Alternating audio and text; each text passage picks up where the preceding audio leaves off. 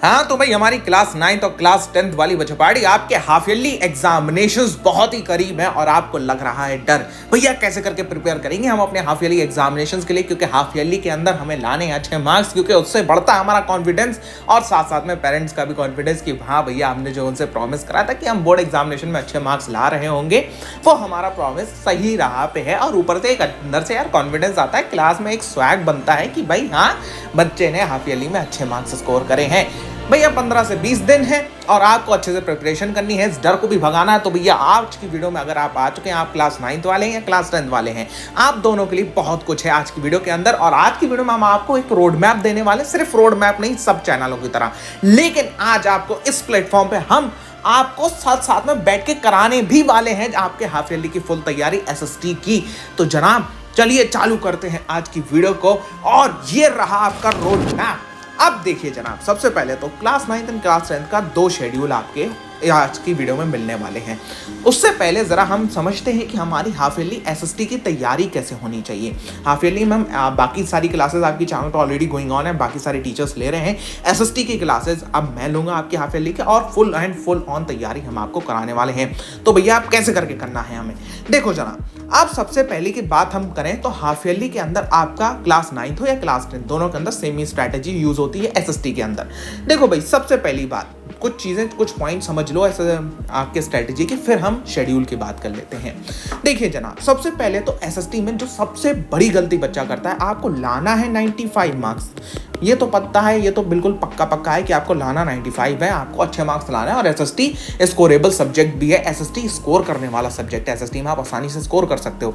आपको 95 मार्क्स लाना है, लेकिन आप जो होता है एसएसटी को मेमोराइज करने बैठ जाते हो, आप एसएसटी को बस रटने बैठ जाते हो। अरे यार फ्रेंच रेवोल्यूशन ऐसे हुआ था, ऐसे हुआ था, ऐसे हुआ था, रशियन रेवोल्यूशन में नाजिज्म ने, हिटलर ने ऐसे राइज करा था। यार जो होता है भैया नेशनलिज्म इन इंडिया में, गांधी जी कब आए थे इंडिया लौट के, 1915 में आए थे। उसके बाद में उन्होंने क्या करा, आप सब चीज़ें मगअप करने लग जाते हो। लोग बताते भी हैं, टीचर, इवन मैंने देखा है टीचर्स भी ये कहते हैं कि जनाब आप जो होता है टीचर्स कहते हैं कि आप मेमोराइज करिए। लेकिन अगर आप मेरे तरीके से चलोगे तो भैया एसएसटी को एकदम फन वे में हम समझते हैं, आपको मेमोराइज नहीं करना है एसएसटी को। और मैं ये बात की गारंटी देता हूं कि भैया तुम्हें एसएसटी मेमोराइज आज के बाद में तो एटलीस्ट नहीं करना पड़ेगी। करना क्या है भैया, अंडरस्टैंड। भैया सब कहते हैं लेकिन समझाता कोई नहीं है, हम हैं ना, समझाएंगे यार तुमको पूरी की पूरी एसएसटी एकदम मन के अंदर, दिल के अंदर, दिमाग के अंदर उतार देंगे। इस तरीके से आपको एसएसटी पढ़ाने वाले हैं। तो आपको मेमोराइज नहीं बल्कि अंडरस्टैंड करना है कॉन्सेप्ट को। कॉन्सेप्ट आपके अंदर जाना चाहिए, आपके अंदर कहानी जानी चाहिए, आपके अंदर एक फन जाना चाहिए। अरे हिटलर चाचा कौन थे, अरे भैया गरीबल्दी चाचा कौन थे, अरे मिजानी चाचा कौन है, अरे बिस्मित चाचा कौन है। तो आपको जो होता है ये सारी चीज़ें आपको समझ में आनी चाहिए, अंदर से समझ में आनी चाहिए आपको। उसके बाद में आप सबसे बड़ी गलती करते हो एसएसटी के अंदर, यू डोंट रिवाइज। आप एसएसटी को रिवाइज नहीं करते, एक बार मगअप हो गई, सारी चीज़ें खत्म, कहानी खेला खत्म। अब हमें दोबारा एसएसटी उठा के नहीं देखना है, नहीं, ये सबसे बड़ी गलती है। अगर आप एसएसटी को प्रिपेयर करना चाह रहे हो कि आप एसएसटी को रिवाइज जरूर करिए। आपको रिवीजन एसएसटी को एक अच्छा और एक स्ट्रॉन्ग सब्जेक्ट बनाने में मदद करेगा।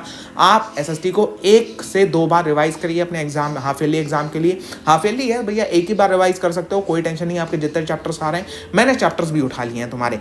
रिवाइज कैसे करना है, CN फॉर्मेट में आपको रिवाइज करना है। मतलब आपको सिर्फ और सिर्फ एनसीईआरटी नहीं पढ़ना, या सिर्फ और सिर्फ N फॉर एनसीईआरटी या N फॉर नोट्स, एनसीईआरटी या नोट्स दोनों में से कुछ भी सिर्फ और सिर्फ नहीं पढ़ना है। आपको साथ में जो क्लास देगी थी उसको 2x पर लगा के नोट्स के साथ रिवाइज करना है।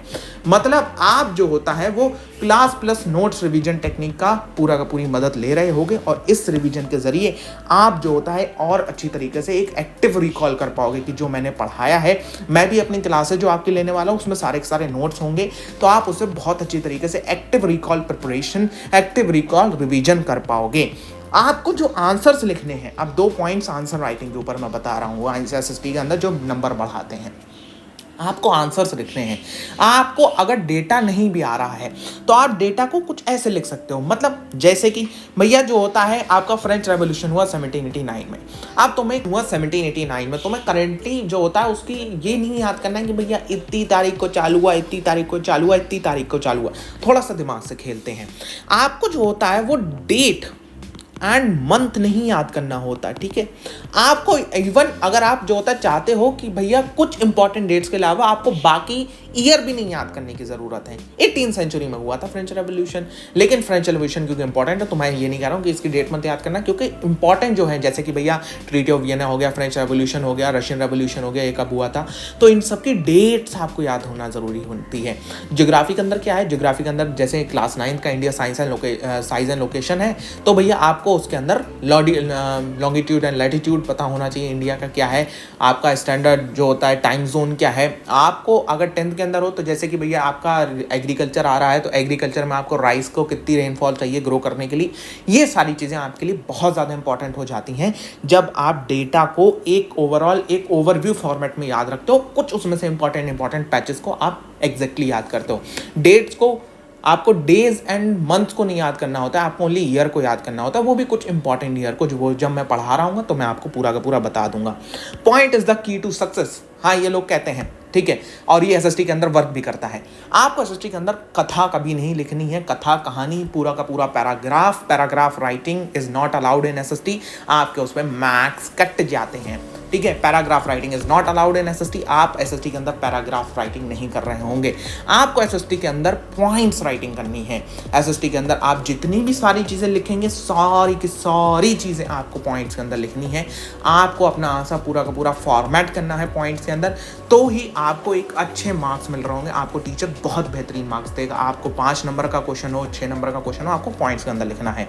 अब जरा बात करते हैं भैया शेड्यूल की क्या है, और ये हर एक दोस्त के साथ अपने शेयर कर दो, क्योंकि इसके बाद में तुम्हारी एसएसटी के अंदर 95 नहीं आए ना भाई तो बस, ठीक है, इसके अलावा कुछ नहीं चाहिए होगा, ठीक है, समझो।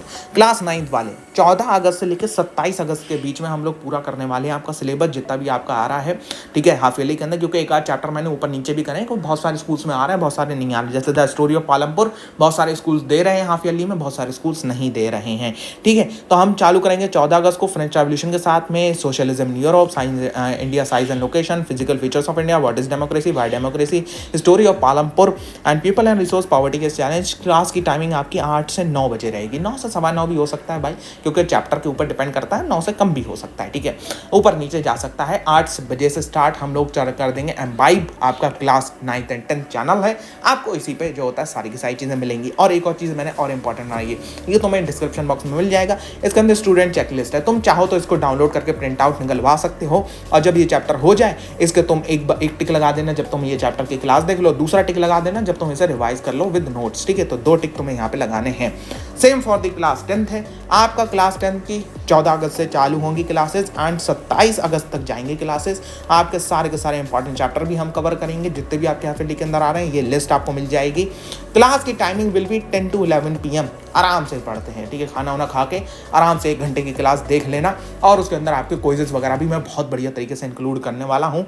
और सेम हमने स्टूडेंट चेकलिस्ट, सेम ही आपका सारी स्ट्रैटेजी पॉइंट्स है, क्या क्या चीज़ें आपको पॉइंट टू रिमेंबर करना है, और आपकी तैयारी एकदम मस्त होने वाली है। तो भैया फिर आ जाओ यार, कल शाम से 8 बजे से 9 बजे क्लास 9th वाले and 10 to 11 PM class 10th वाले हम लोग मचाने वाले हैं हाफ ईयरली बोर्ड एग्जामिनेशंस के अंदर। हाफ ईयरली एग्जामिनेशंस होते हैं ना, हाफ ईयरली एग्जामिनेशंस के अंदर मचाने वाले हैं। I will meet you tomorrow sharp at 8 PM class 9 and sharp at 10 to 11 PM class 10, ठीक है, ओके।